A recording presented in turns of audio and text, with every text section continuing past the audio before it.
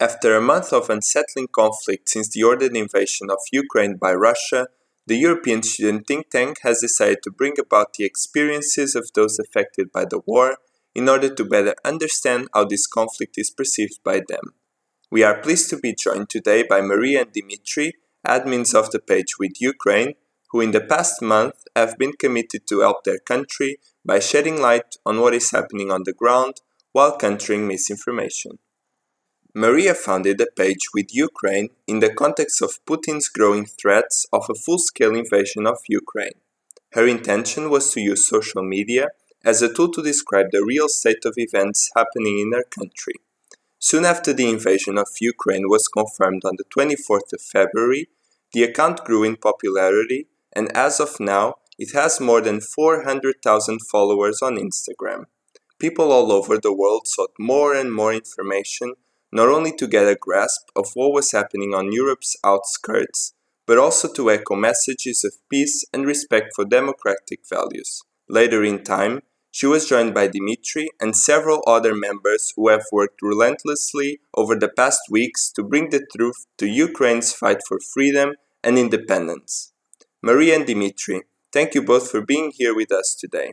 Would you like to start off by saying something about yourselves? My name is Maria. I was born and raised in Kiev. My bachelor is digital marketing, which I got in Beijing, China. And now I'm also work as a digital marketing specialist in IT company and also running With Ukraine Pay.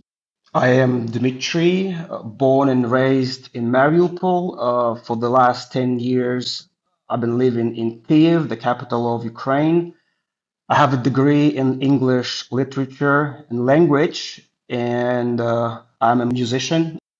Thank you. That's great to have you here.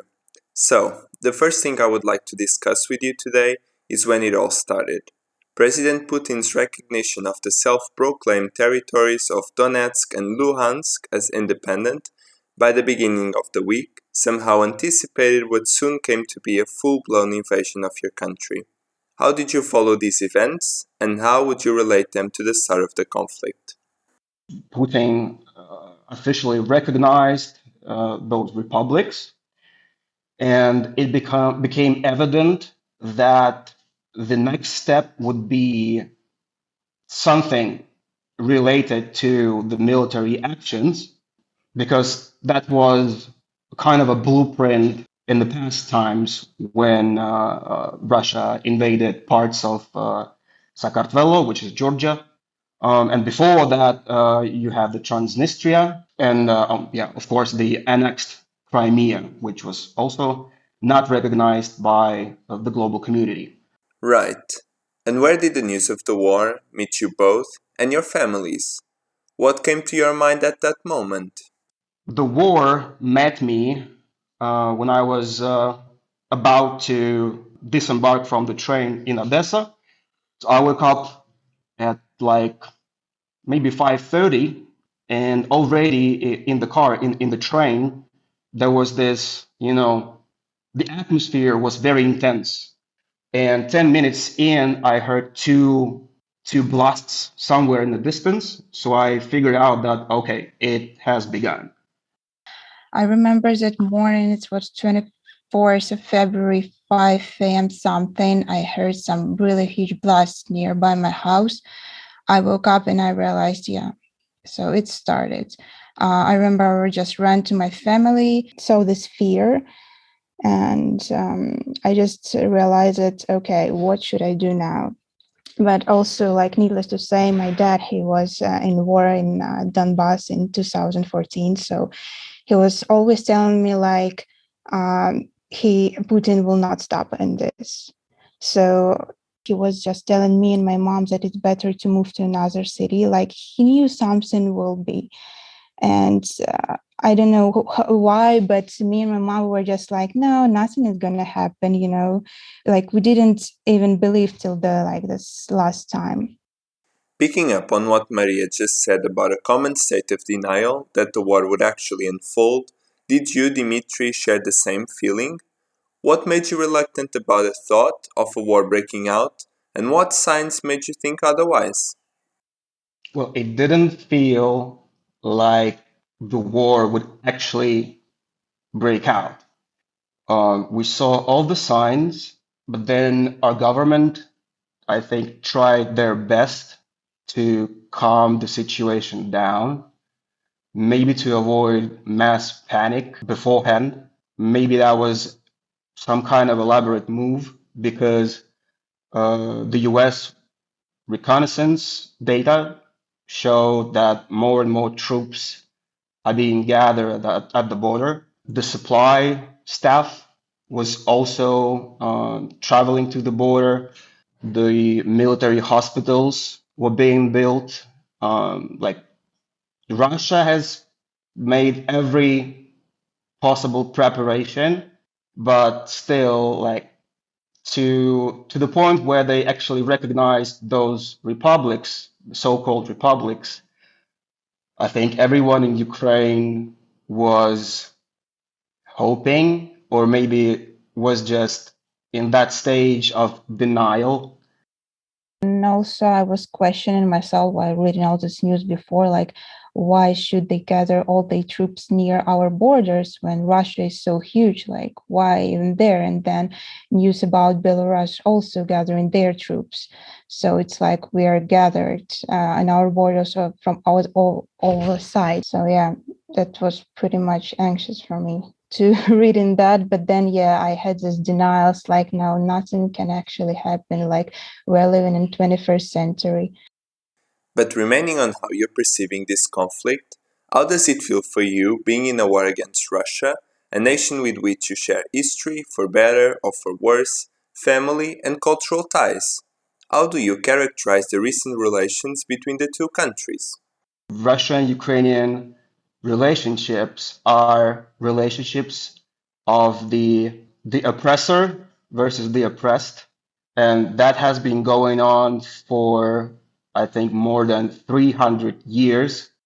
In reality, Ukraine was never okay with being under the Soviet rule, and finally in 1991 we felt liberated. But as you see, this this period of independence lasted for a little over 30 years, and now maybe because it's 2022, and in his so-called historical articles, Vladimir Putin mused about how breaking up of the Soviet Union was one of the most largest tragedies of the 20th century.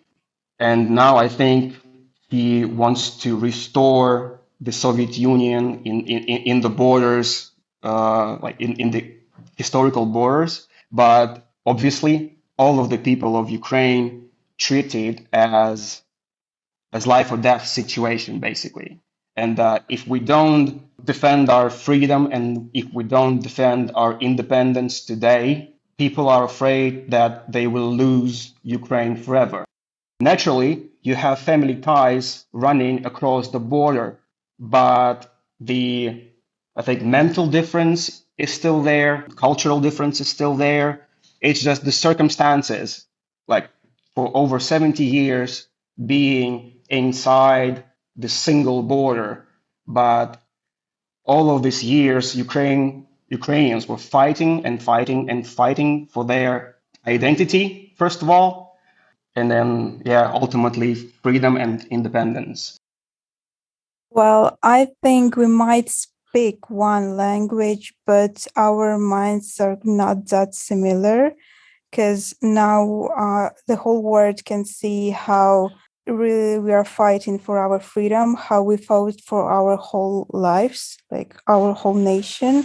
We want the whole world to see that we want to be independent. We were independent and we will be an independent country, regardless all the things that happening now. So that's, I think, what is important to be here, that Ukraine is an independent country. Dimitri, as we speak, I would assume that it hasn't happened yet.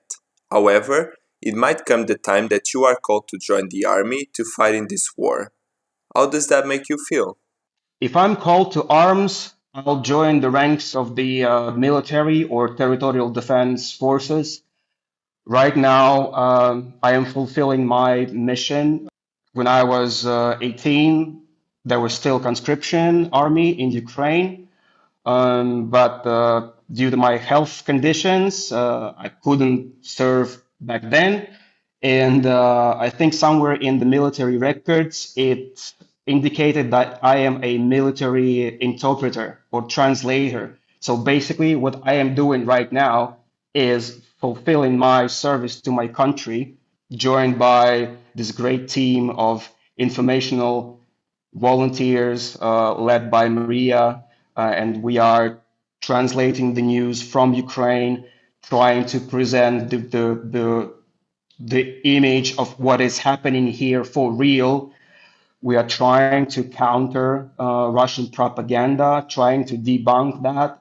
So I believe that I am doing whatever I can to be as useful for my country as possible. But obviously, if need be, I'll grab a gun in no time and I'll be there with the brave guys and heroes of the Ukrainian armed forces. I have nothing but respect, admiration with their will and with their skills, with their strategies and tactics. I mean, we did not expect that, to tell you the truth, but we are amazed with the bravery and with the way our Ukrainian armed forces are, withstanding this vicious attacks by the Russian enemy. That is really inspiring. Thank you very much for sharing it with us. Now, moving on to you, Maria, I would really like to know what motivated you in the first place to create the With Ukraine page and what has kept you going for the last weeks. Well, my first aim was to just tell the world the truth about what's going on in Ukraine. And I remember the day when I was just scrolling all the medias, not only Ukrainian, but European, American ones, and I was seeing that mostly they're also operating some Kremlin's news. And I felt a bit shocked about that. And I just opened Instagram, trying to find some pages, the same idea that I was thinking about, and I didn't find none.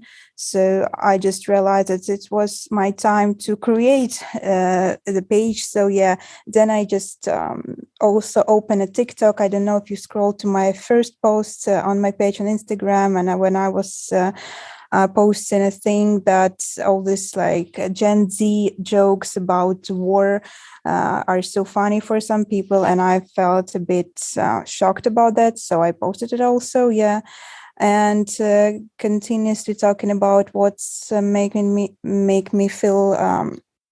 I keep going on this page, it's just like a motivation. I'm seeing like my whole nation of Ukraine is just like doing something, soldiers are defending ourselves, volunteers are working towards all the people, and I am as a media reporter also can do something for my country as just like writing all this news for whole the world to see.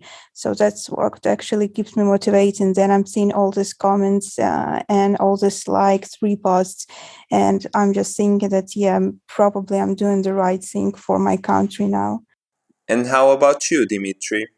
As Maria, I felt the urge to share the real reasons, maybe, or the real situation that is going on in Ukraine with regards to the then possible threat of an all out war unraveled by Russia. And I was just thinking, like, how can I put my skills to work, and how can I do something that would contribute to the like overall spirit of combating the Russian propaganda and kind of making the wrong things right from the Ukrainian perspective. Right. And how does the solidarity expressed by the people across the globe, also from your neighboring countries towards Ukraine, have made you feel? How does this support motivate you to keep up with your contribution? While seeing all these pictures and videos from rallies from all the world, you see how people are actually with Ukraine, which is the name of the page. Like they're on our side. So you just think that probably the truth will win at the end. So people from all over the world are with us, and we feel this spirit, and it's also what keeps us going.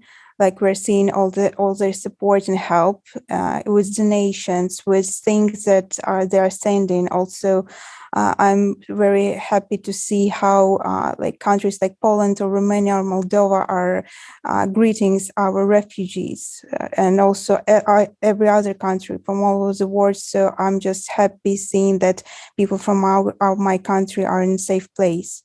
And then I'm receiving all these messages like, how can we help Ukraine? What can we do? And it's really so, I don't know, motivating me to keep going. I can add to that this war is happening in the time of this unprecedented connectivity in the world. So the world is more connected than ever. We have internet, we have all the different tools for communication. There's thousands, if not millions, of videos already of the Russian military convoys moving, of the helicopters dropping bombs on the civilian infrastructure, all the jet fighters from the Russian side launching vicious airstrikes, hitting residential areas, hitting hospitals, hitting schools. You see people stopping tanks barehanded, and with this massive coverage in the 21st century, it becomes evident who is who, where the bad is, where the good is, and the overwhelming support of practically every country in the world, inspired by those numerous videos, make the world stand with Ukraine, make all the like experienced veterans of practically every neighboring country. I'm talking about Poland, I'm talking about Croatia, Czechia, even the UK and the US are answering the calls of our Ukrainian government to join the volunteer Foreign Legion forces.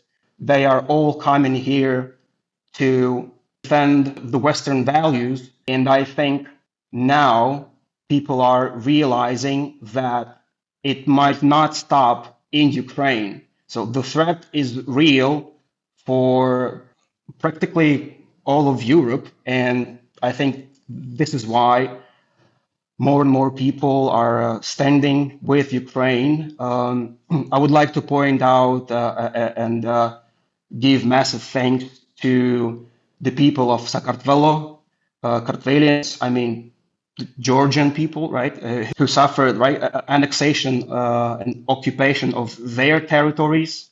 So they were maybe the first ones to voice their support for Ukraine loudly. They rally massively almost every day. I have friends and partners in Sakartvelo who are sending me pictures and videos of them being gathered at the largest squares of their cities and towns. We need to point out that there's a lot of Ukrainian people in the world. There's Ukrainian people in the US, Ukrainian people in the UK, Poland, obviously. I guess there's not a single civilized country in the world that doesn't have some portion of Ukrainian people living there. And we feel their support, and we see that they are doing their own part to rally up the people and continue to provide this huge and massive support. And our little thing that we can do is just stay connected with them, try to represent the events that are going on in Ukraine in a real manner, right? In a true manner. Getting back to my initial point, in this era of massive connectivity, you see how basically this plays out. People watch, people see, people think, and people act. And we are happy to be there and to inspire that action. We are happy to do our part and to kind of represent Ukrainians as true as we are. We are creative people, we are resilient people, and we need all that support. And we want to be part of that civilized world. And this is why our troops are defending our land, just giving out their lives just to make sure that the future of their kids would be in this free and independent Ukraine. It was extremely interesting to hear your take on this. Now, we would like to offer you this platform to reach out to all our members and listeners. The European Student Think Tank is an organization that promotes the values of democracy and human rights among students and young professionals within and outside the EU. So we are eager to promote these values not just in words, but in practice. To our people, what would you like to tell them about the war in Ukraine? What do you want your final message to be? First and foremost, I want all people to understand that it's a full-scale war. It's not a conflict. It's not a crisis, as I've seen in lots of media. It's a war. It's happening here because our cities are being bombed and people are dying here. Secondly, I want to express my thankful to all the people from all of the wards, seeing their support and they understand the importance of this support to us as now this war is happening in Ukraine, but tomorrow it can flee to other country. I wish not, but whatever can happen can happen. And thirdly, I also want to tell the whole world that it's important to always know the truth, know the history of your own country, and how it's important to fight for freedom and be an independent country, an independent person itself. And it's always important to raise your voice about the problems that is actually bothering you. To that, I would like to add that we are echoing our official information sources, the President of Ukraine, Zelensky, official pages and information that our parliament, Verkhovna Rada of Ukraine, shares. There's a number of reputable journalists and media in Ukraine who is mobilized, united as never before. And our small part is just echoing what they have to say with the global community. I'd like to express the greatest gratitude to the people of the free world for supporting us, for standing with Ukraine. I'd like to tell you that over the past 2 years, we've seen how viruses can spread very quickly and affect everyone, no matter the distance, no matter the oceans. And right now, what we are seeing is that Russian informational warfare, Russian propaganda is set to infect a lot of minds. It's needless to say that this war is not only like an army war, it's also an informational war. Like we all see all this fake. So this with Ukraine page is created just to spread the real news. Like you need to divide what is fake and what is true. You need to educate yourself. So you will not like lose yourself in all this misinformation that is created, like not even daily, but hour by hour. Also, we are just spreading our news here in Ukraine and we know what is going on here. So it's like needless for people who actually want to educate themselves what is going on in Ukraine, particularly to visit this page for like first source information. Thank you very much to both of you for taking the time to be here today and for bringing us closer to your people and what they are living right now. It was a pleasure, and, using your words, we are more than confident that truth will ultimately prevail no matter what. Diakuyu. Thank you, guys. My last words in this conversation would be love will defeat hate, and I think truth will defeat the deceit. So stand with Ukraine and help us defend the free world. Yeah, I also want to say thank you all the guys for actually interviewing us. It was such a good thing to be with you all this time. Also, with Dmitry, want to say thank you to you to actually spending this time with us, and I hope our answers were good to for your information. Thank you for being with Ukraine and helping and supporting us in all the ways it can be possible. Thank you all for listening to this conversation. We hope that it inspired you to keep the conversation going and remain informed on what happens in Ukraine, but also that we were able to bring you clarity on this war and the human perspective on a nation fighting for its own freedom.